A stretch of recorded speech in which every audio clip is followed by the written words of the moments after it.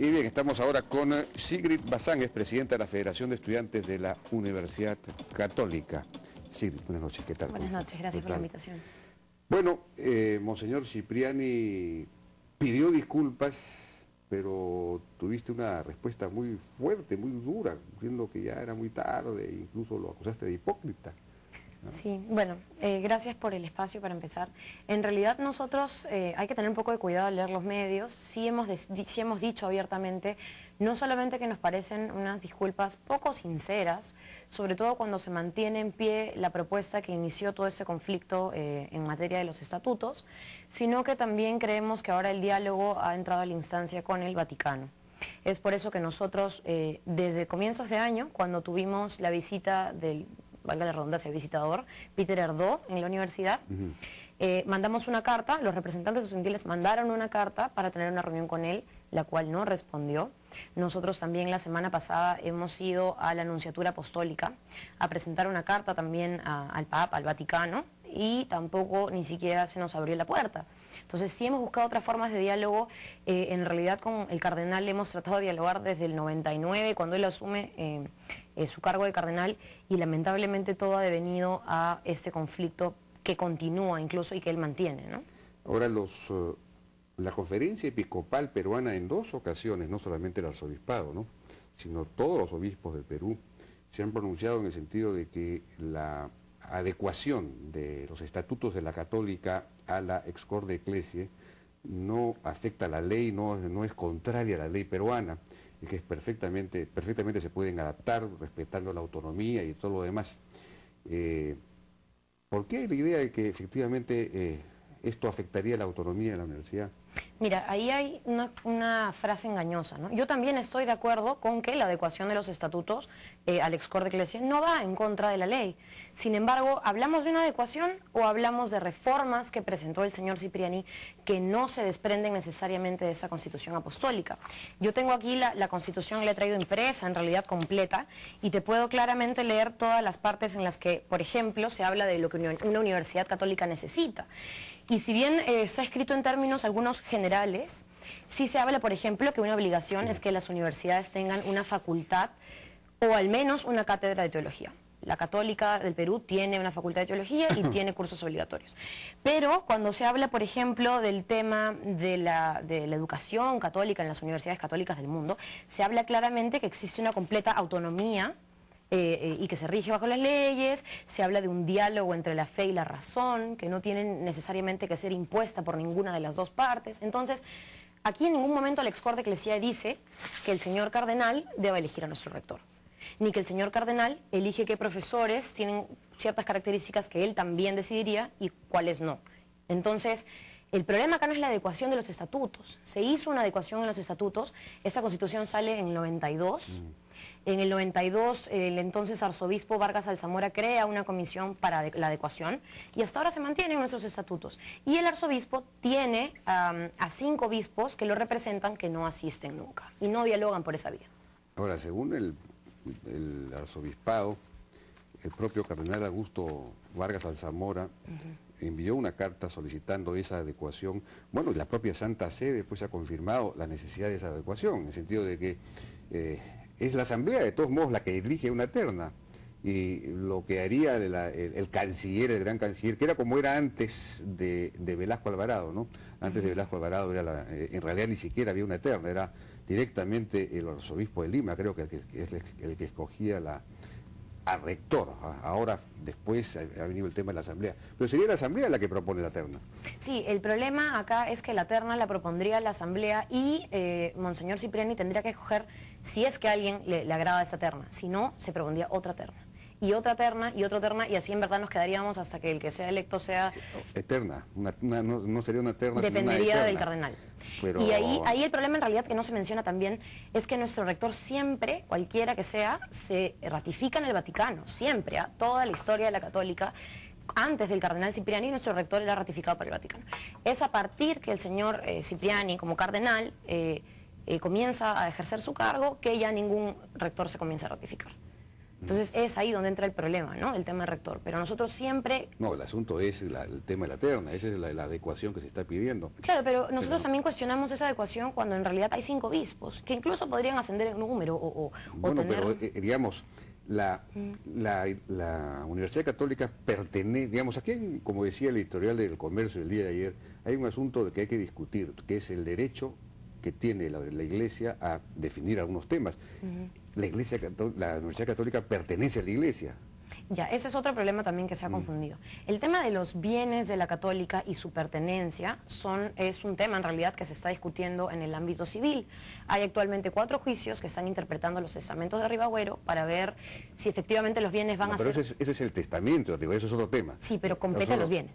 El tema de los bienes y de quiénes son se ve ahí. Los bienes vinculados a Ribagüero, pero digamos, la pertenencia es quién fundó la Iglesia, de quién es la Iglesia, sí. Y eso está claramente establecido en todos los estatutos de fundación de la universidad. ¿Quién fundó, perdón, la universidad, no la Iglesia? Y no fue la Iglesia la que fundó la Católica. Bueno, sí, claro que sí. Fue un padre...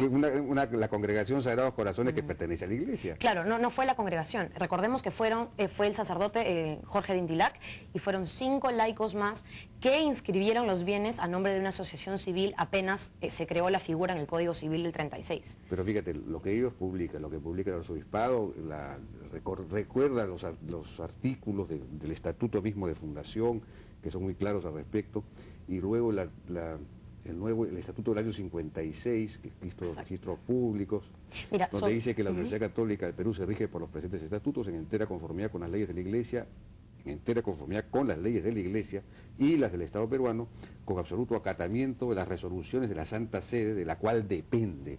O sea que es clarísimo, digamos, ¿no? Ahora, decir, de la dependencia, digamos, la Universidad Católica, según esto, pertenece claramente a la Iglesia Católica. Sí, para responderte a ese punto, la Universidad Católica tiene un vínculo con la Iglesia, como mencionas, pero ha citado el estatuto de la Universidad del 56. Claro. Y ahora la Universidad tiene otro estatuto. O sea, es como si yo agarrara y citara la Constitución de hace yo no puedo cambiar de propietario porque cambio de estatuto. Pero en el estatuto no se puede establecer una condición de propiedad. Eso lo establece la ley.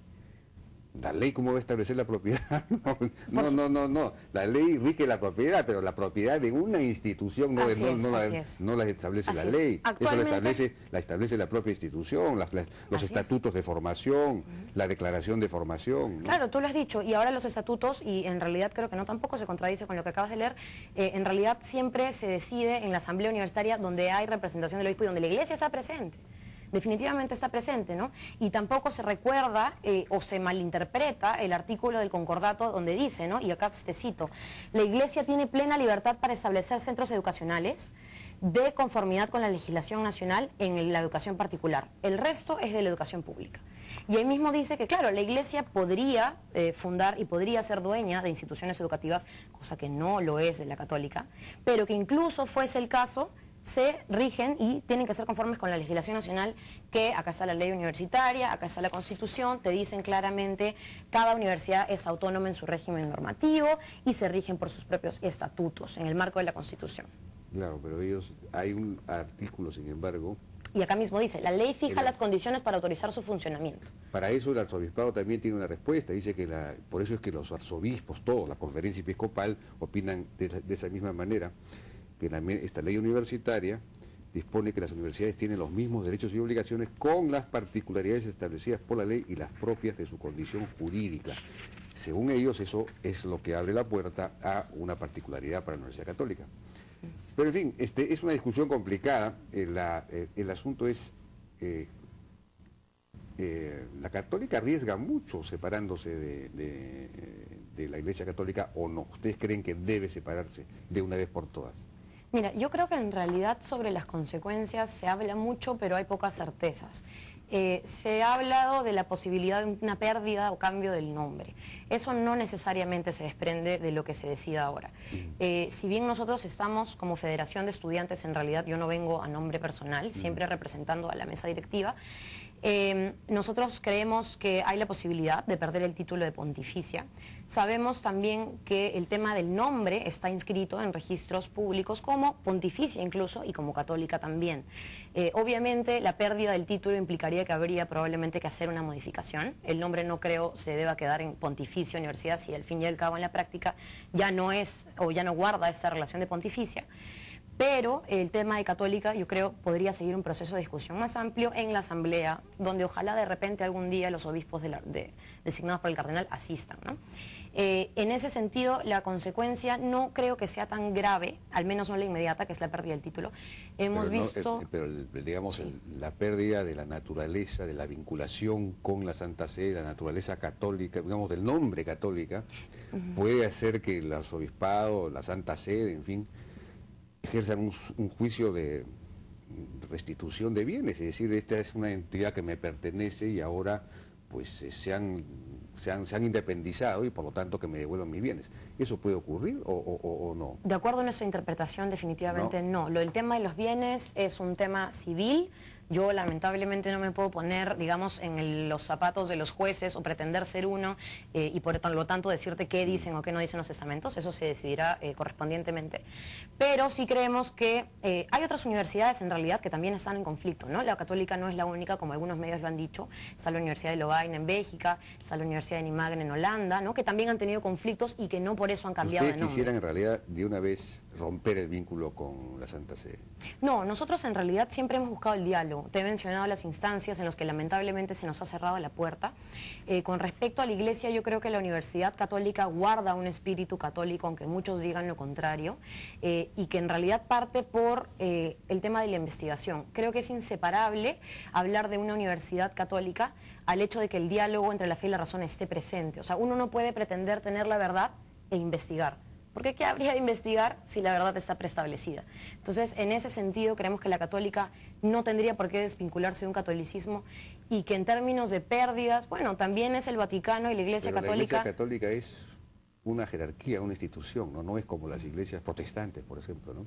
Entonces, si la Santa Sede dispone A y la católica dice no acepto, entonces está rompiendo el vínculo en la práctica, ¿no? Claro, nosotros creemos que de esa ser la consecuencia, habría que sufrirla si es que tenemos que definitivamente defender la autonomía primero, ¿no?